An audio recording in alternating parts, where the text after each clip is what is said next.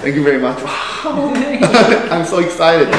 I think it's good to start with number one, actually. Yeah. So that one is the Filet Farmhouse, and that is kind of a saison-based style that we brew with sassafras leaves. Sassafras is a tree that is really common in our woods here. The leaf is also called filet, and that spice kind of smells very citrusy. Sometimes I describe it as like fruit loopy. That's a cereal that people eat around here. So it's probably the lightest one on the menu at the moment. Yeah, so it's a good one to start with. Do you guys brew every beer with same yeast, or do you have like different yeast for each style? We use different yeasts, and kind of depends on the time of year. Saisons and sours that we make with our house sourdough culture. Yes. And we're just coming into the cooler fermentation temperatures. We've done a few English style fermentations with like an English yeast strain.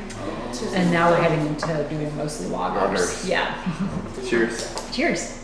Glad you could make it. It tastes spicy, but not spicy as lots of like Saison du Pont tastes like. It tastes a bit more, like you said, citrusy, lemony, herbs and leaves. We use a lot of leaves in our beer, which is unusual, I feel like. As I know, you usually put those kind of agents when you boil your beer, right? That's right, yeah.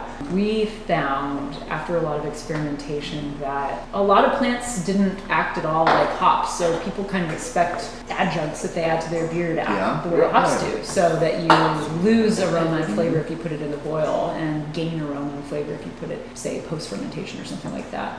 But we found with a lot of these things that they acted the opposite way, that we got more flavor infusion if we put it in the boil. And so really all the leaves that we use, we put in the boil. So the next beer is... The next beer is a basil ale, and this one is like, I think, just a scratch classic. Like everybody loves the basil in this beer. So this one doesn't have, this one does not have aroma hops. So all the aroma is the basil. Yeah. Really? And what's cool about basil is that a lot of the chemical compounds are the same as hops. So it has this hop-like aroma, but you also know that it's basil, you know. We use 3 different types of basil in this, which is something we found over the years we really like. We use a lemon basil, so that kind of gives it that lemony, citrusy kind of thing.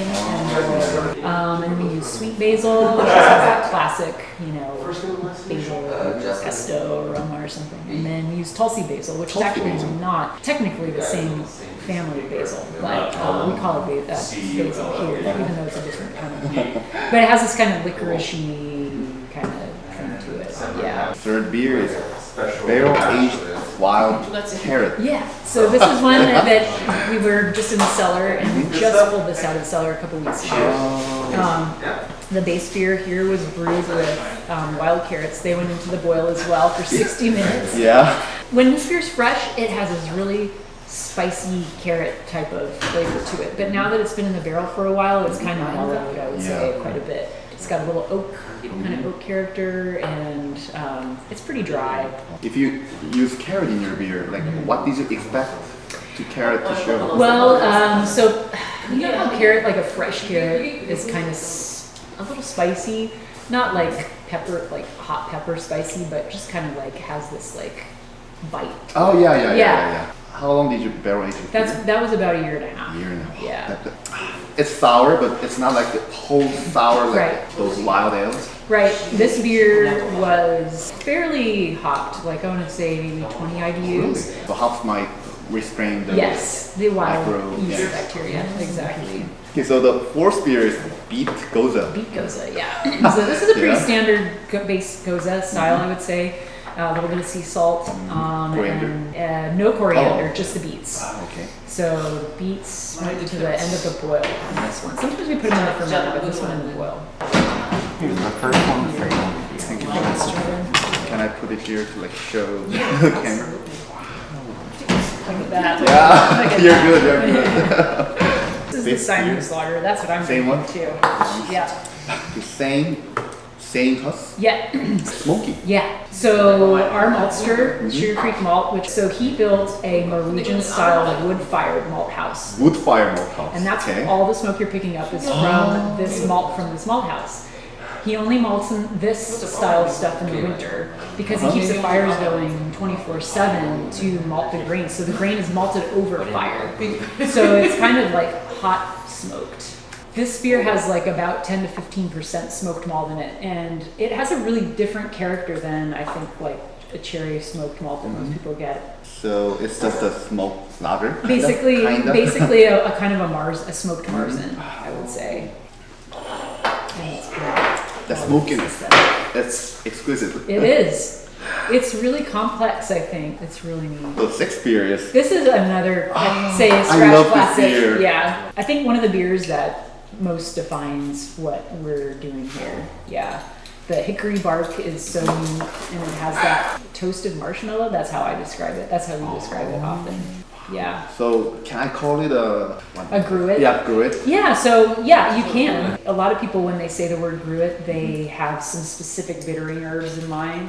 Oh, but you are only brewed with hickory, so... Right, this one Just a bit has the different. hickory, exactly. It's like maybe a modern take on I get it. or something, yeah. So- But there's no hops in it, and that's right. Yeah, true. exactly. So you use hickory bark and leaves? Yeah, exactly. And you mean bark? Like that must be a wood, right? Right, the wood on the How do outside. you use it? So this is a special tree. It's called shagbark hickory, and the bark grows Oh, off yeah, I a heard, tree like, like this. it just, like- we don't over harvest off of a tree, but if there's a tree that has a lot and it's kind of coming off, we'll pick that off, and then we'll toast it in our oven, and then we put that into the boil at the beginning of the whole thing started. Thank you very much.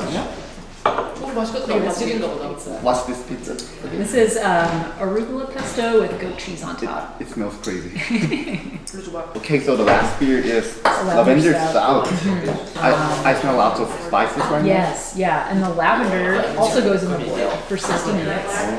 And instead of tasting floral, it tastes a little bit more like cinnamon, pumpkin spice. now. Yeah, it does. Yeah. And the flavor is really dry, so that kind of aroma makes it a bit rounder. So. Right, I think so too. The lavender especially has this perceived sweetness, I think, adds to it, yeah. So we had it all. You have them all. Yay! And for the last, like, do you have any plan or like dream for the future for the brewery? I think that actually in general, we're pretty happy with the size and scale that we're on right now.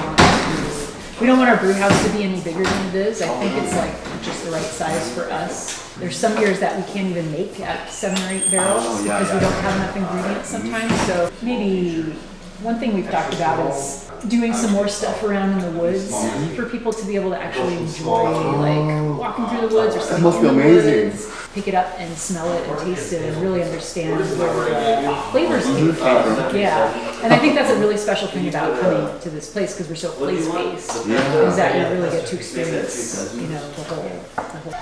Okay, so I think that's it for our interview. Thank you so much for your time and the beer. Yeah, thank Everything you. is amazing still and will be amazing after. So thank you very much. You're welcome. Thank you Thank very you. much.